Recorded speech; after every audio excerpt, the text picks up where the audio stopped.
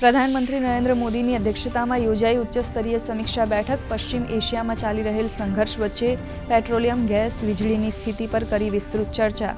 દેશમાં પૂરતો પુરવઠો સુનિશ્ચિત કરવા પર ભાર.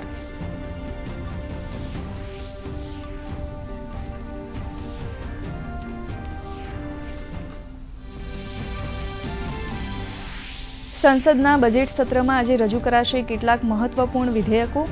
રાજ્યસભામાં કેન્દ્રીય ગૃહમંત્રી અમિત શાહ રજૂ કરશે CAPF વિધેયક, તો લોકસભામાં નાણામંત્રી રજૂ કરશે વિત્ત વિધેયક 2026.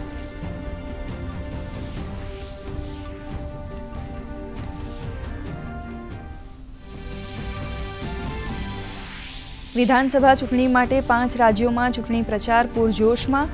ભાજપ, કોંગ્રેસ સહિત તમામ રાજકીય પક્ષો પ્રચાર મેદાને. આસામ, કેરળમ અને પુડુચેરી માટે ઉમેદવારી નામાંકન કરવાનો આજે અંતિમ દિવસ.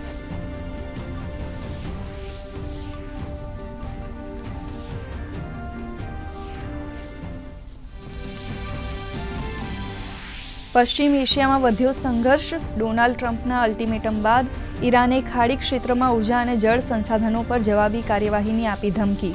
કહ્યું, હોર્મુઝની સામુદ્રધુની ઈરાનના વિરોધીઓને છોડી બધા માટે ખુલ્લું.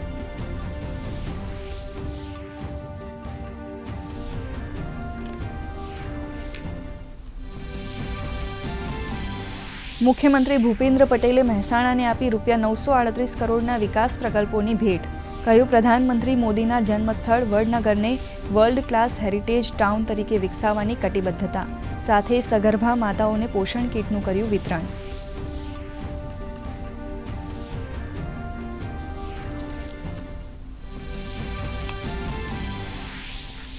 રાજ્યમાં આજથી ચણા અને રાયડાની ટેકાના ભાવે ખરીદીનો થશે પ્રારંભ. ચણા માટે 165 અને રાયડા માટે 60 ખરીદ કેન્દ્રો કરાશે કાર્યરત. કુલ 2.96 લાખથી વધુ ખેડૂતોને થશે લાભ. તો પ્રથમવાર આધાર ઇનેબલ્ડ બાયોમેટ્રિક અથવા ફેસ ઓથેન્ટિકેશન પ્રક્રિયા અમલમાં.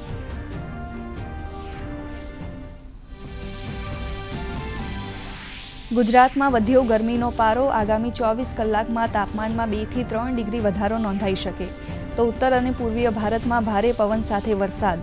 અરુણાચલ પ્રદેશ અને મેઘાલયમાં ભારે વરસાદનું એલર્ટ.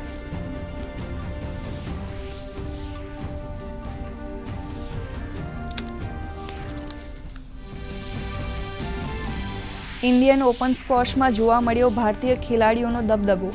મહિલા સિંગલમાં અનાહત સિંહ અને પુરુષ સિંગલમાં અભય સિંહ બન્યા ચેમ્પિયન. અનાહત વિશ્વના ટોપ 20માં પહોંચનારી સૌથી નાની વયની એશિયન ખેલાડી.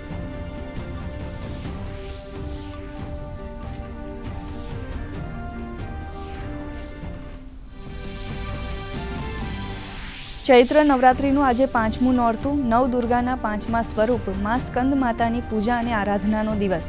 બહુચરાજી મંદિરમાં સવારથી જ ભાવિ ભક્તોની ભારે ભીડ. શક્તિપીઠ અંબાજી, પાવાગઢમાં દર્શન માટે શ્રદ્ધાળુઓની લાંબી લાઈન.